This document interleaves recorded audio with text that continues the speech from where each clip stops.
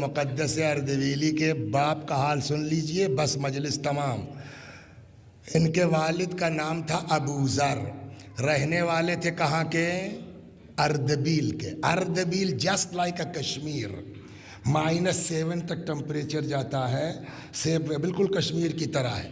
جو لوگ کشمیر گئے ہیں انہوں نے دیکھا ہوگا، میں نے تو دیکھا ہے کہ کشمیر میں سینچائی کے لیے بھی جو نالیوں سے پانی آتا ہے نا، وہ بھی اتنا شفاف ہوتا ہے جیسے لگتا ہے منرل واٹر۔ تو یہ ابو ذر صاحب مقدس صاحب کے والد، شادی ہو گئی تمہاری؟ نہیں ہوئی؟ ہو گئی انشاءاللہ جو ہے الحمدللہ۔ تو ایسے ہی جو ہے محمد علی کی طرح شادی وادی ہوئی نہیں تھی مقدس اردبیلی کے والد کی۔ ابو وہ کھیت میں اپنا سینچائی کر رہے تھے، صبح صبح کا وقت تھا، اور جو لوگ گاؤں کے ان کو اندازہ ہے کہ جو کسان ہوتے ہیں وہ اگر مومن ہیں تو نماز وماز کے بعد چائے ناشتہ بعد میں سیدھے کھیت میں جاتے ہیں، پھر جب سورج نکلے گا تب کچھ کھایا پیا جائے گا۔ تو یہ بیچارے اپنا کھیت میں چلے گئے، سینچائی کر رہے تھے، نالی سے پانی آ رہا تھا کہ بھوکے تو تھے ہی، ناشتہ کیا نہیں تھا، تب تک دیکھا ایک سیب بہتا ہوا آ گیا۔ ابو ذر صاحب نے وہ سیب کھا لیا۔ کھانے کو تو کھا گئے، بھوک لگی تھی، لیکن اسی کا نام ہے تقوی۔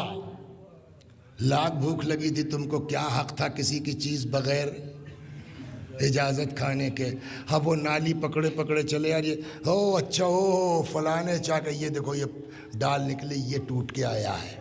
دروازہ کھٹکھٹایا، کیا ہے؟ کہنے لگے صاحب وہ آپ کے باغ سے ایک پھل ٹوٹ کے چلا گیا تھا، میں نے کھا لیا۔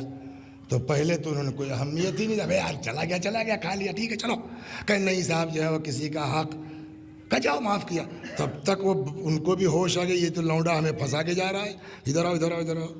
یہ ایک سیب تم نے کھایا اور اتنا خوف کہ اس کو معاف کرانے آ گئے ہو، تو بھیا میں نہیں پھنسوں گا تمہارے چکر میں۔ کہا کیا مطلب؟ کہ یہ پیڑ جو ہے جس سے سیب گیا اس میں میرے بھائی کا بھی حصہ ہے، آدھا میرا ہے آدھا بھائی جان کا۔ کہ تب کا میرا آدھا ہے، میں نے آدھا معاف کیا، اور بقیہ آدھا کا مجھ سے کیا مطلب؟ بھائی جان جانے۔ کہ بھائی جان کہاں رہتے ہیں؟ کہ وہ نجف میں عالم تھے۔ کہنے ٹھیک ہے ایڈریس بتا دیجئے میں جاؤں گا۔ یہ صاحب کھیتی ویتی کا کام ہو گیا، گئے نجف، پہلے ہی کھٹکھٹایا۔ اب چاہے جتنے دن سے دھوڑلی کا آدمی لندن امریکہ رہ رہا ہو، لیکن آپ یہاں سے جائیے گا تو اس کو اپنا گاؤں تو یاد ہے نا کہ کون سا گھر ہے، کس کے بیٹے ہو۔ کہیے کہنے صاحب اردبیل سے آئے، اچھا زیارت پہ آئے ہو بیٹا؟ کہا نہیں آپ سے ملنے آئے ہیں تو زیارت بھی کر لیں گے۔ یہ بالکل نئی چیز ہوئی نہیں ہوئی؟ آدمی مین نجف جائے گا تو زیارت مقصد ہے، ان کا مقصد زیارت نہیں، آئے ہیں تو کہلے خیریت بھیا کون سا اتنا کام مجھ سے؟ تو انہوں نے پورا قصہ سنایا۔ کس کے لڑکے ہو؟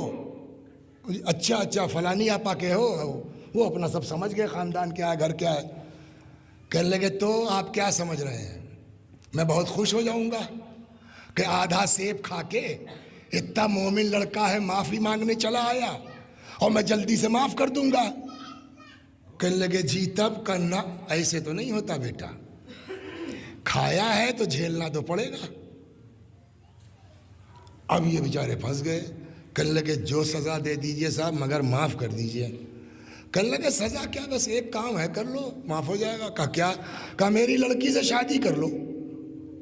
اچھا یہ سمجھ تو گئے تھے کس خاندان کا ہے، کچھ پتہ تو کرنا نہیں تھا، لیکن ایسے بھی کوئی اچانک تھوڑی کہتا کہ میری لڑکی سے شادی کر لو۔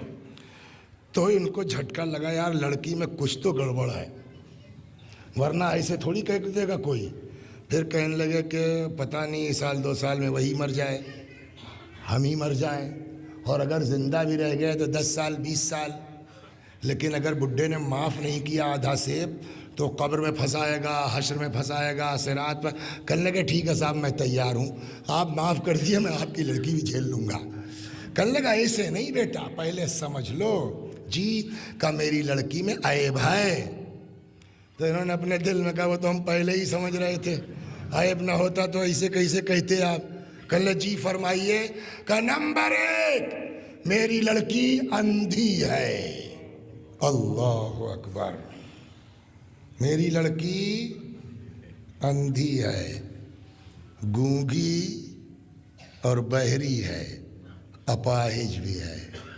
کرو گے ایک جھٹکا لگا، یار ایسا کیسے، لیکن پھر وہی خوف الہی حق، کہنے لگے یار جو ہے اگر بڈھے نے معاف نہیں کیا یہ تو چلو 10-20 سال بعد ختم ہو جائے گا، مگر وہ تو قبر سے لے کے پتہ نہیں جب تک شفاعت نہیں ہوگی، اور روایت کہتی ہے کہ بعض 300 سال کے بعد شفاعت ہوگی، تو وہ تو 300 سال کون جھیلے گا یار، اگر شفاعت بھی ہو گئی یہ تو 10-20 سال کا، کہنے ٹھیک ہے صاحب ہم تیار ہیں، آپ کر دیجئے شادی، سمجھ لو کہاں صاحب سمجھ لیا، شادی ہو گئی، مجلس ختم ہو گئی، شادی ہو گئی، بیوی آ گئی، اب جو دیکھا انہوں نے ایسی خوبصورت بہو تو پورے دھوڑی میں کسی کیا نہیں آئی ہوگی، تو ان کو خود شک ہوا کہ وہ لگتا ہے مول صاحب جو ہے وہ امتحان لے رہے تھے، 2 لڑکیاں رہی ہوں گی، دیکھا کہ نہیں یہ واقعی معافی چاہتا ہے تو ڈھنگ والی سے کر دیا، تو بیوی سے کہنے لگے کہ تمہیں کہلے میں اکیلی ہوں اپنے ماں باپ کی، اکیلی ہو، کہاں، کہلے تمہارے ابا تو، کہلے تم ہمارے ابا کی بات ہی نہیں سمجھے ہو، میرے ابا نے کیا کہا تمہارے باپ کہہ رہے تھا اندھی ہے، کہ میرے باپ نے صحیح کہا تم نہیں صحیح کہا، میں اندھی ہوں نامحرم کے لیے، مجلس تمام، میں اندھی ہوں نامحرم کے لیے، گونگی اور بہری ہوں، نہ کسی کی برائی کرتی ہوں نہ کسی کی برائی سنتی ہوں، اپاہج ہوں، خلاف شریعت گھر سے قدم باہر، جب میرے باپ نے یہ ایمان دیکھا تو میرا باپ ٹینشن میں آ گیا، ایسی لڑکی کے لیے کہاں سے رشتہ لائیں، ان سے کہیں گے ان سے کہیں گے ان سے کہیں گے بھائی کوئی رشتہ بتاؤ، تو اپنے ہی جیسا تو بتائے گا آدمی، پتہ نہیں کیا نکلے، تو میرے بابا میرے رشتے کو لے کے بہت پریشان ہوئے، جب کچھ سمجھ میں نہیں آیا تو مولا کے حرم میں چلے گئے، ظریف پکڑ کے کہا مولا اتنی مومنہ لڑکی میں کہاں سے ڈھونڈ کے لاؤں اس کے لیے، مولا آپ ہی انتظام کر سکتے ہیں، میری بیٹی کے لیے رشتہ آپ دیجئے، اور جب تم نے آ کے کہا آدھا سیب، بابا سمجھ گئے کہ تم نے سیب نہیں کھایا ہے، میرے باپ کی دعا قبول ہوئی ہے، مولا نے رشتہ بھیجا ہے،